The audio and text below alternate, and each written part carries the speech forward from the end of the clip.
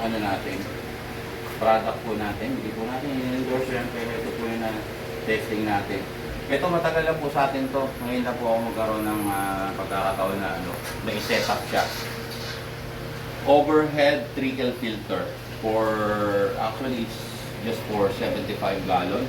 Pero convenient po siyang gamitin sa 100 gallon tank. So ayan po siya, as you can see. Kahit ganyan po yung lalagyan niya, bago pa po yung loob. Nakikita niyo po yan.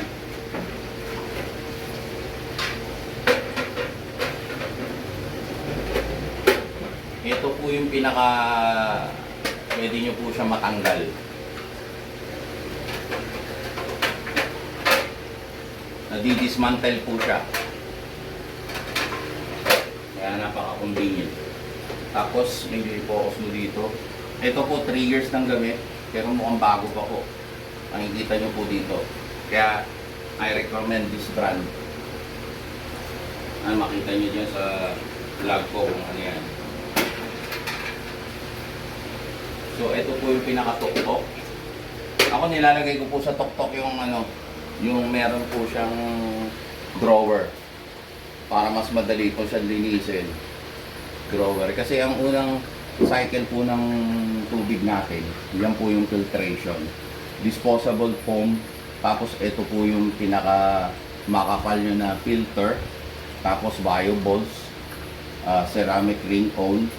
Yan po, makikita nyo. Tapos napakalakas ng tagas. Tapos ni-level ko po siya na ganyan. Mas gumanda po siya. At the same time, meron po kayong aluminum panel stand din po niya. Tapos ito napakaganda po kasi rubberized po siya. Hindi po siya solid na plastic na madaling mabasag. Napakagandang product po.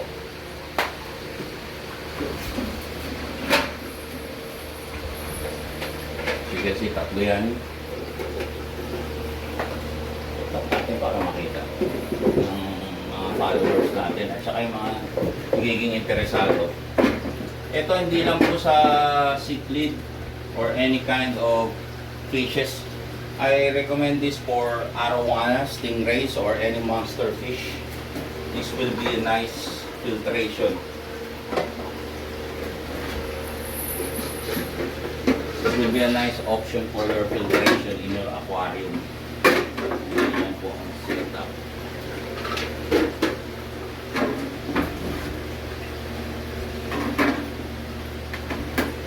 Dali siyang ipag-combine. Lalagay po yung mga media. Paglagay po ng media, yan po yung pinaka parang sample setup. Ganyan po.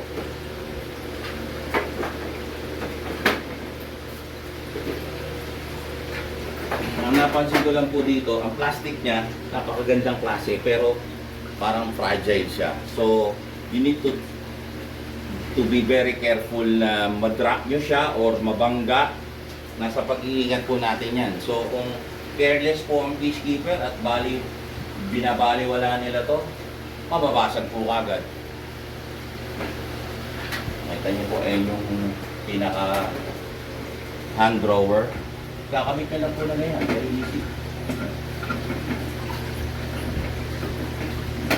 Tapos nakukuha na po yan. Sasalpak niyo po ulit. And then one tip, mga Koha bees. One tip po, pag tayo po naglilinis tayo ng filtration natin dyan, may kanya-kanya po tayong sistema para gumanda ang cycle ng rotation ng filtration. Pagka ang water po stable na, good quality condition na po ang water, gamay nyo na po yung water condition sa inyo or ikaw na yung nagpapatakbo, nag-generate mo na yung cycle ng filtration ng water. Pag kayo po nag-water change, hindi nyo po siya 100%. Kukuha po kayo ng tubig sa old water tank nya. Kukuha po kayo ng lalagyan, basin or bucket na malaki.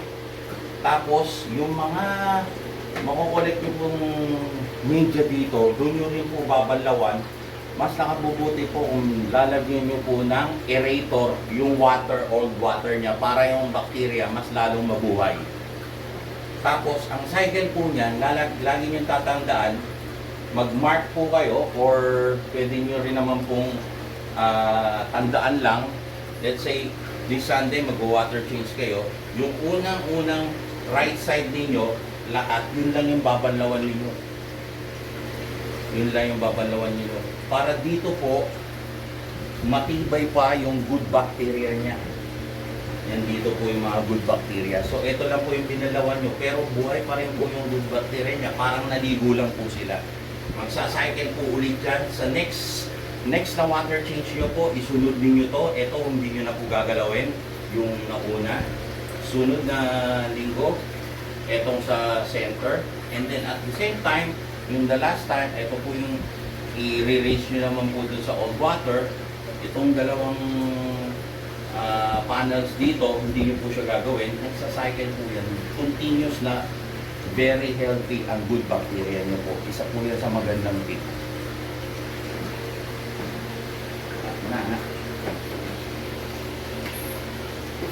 Tapos yan. Okay.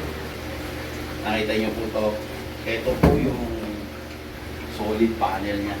Napakaganda, ang bigat. Grabe to guys. Kung makikita nyo lang sa person, napakaganda.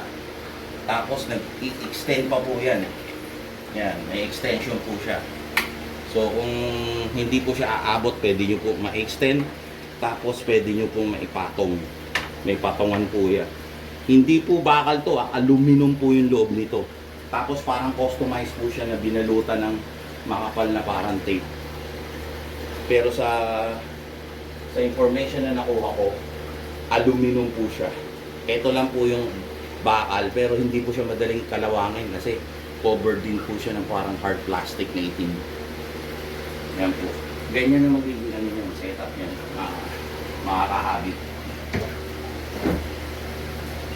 Nakikita nyo po mamaya yung finish product.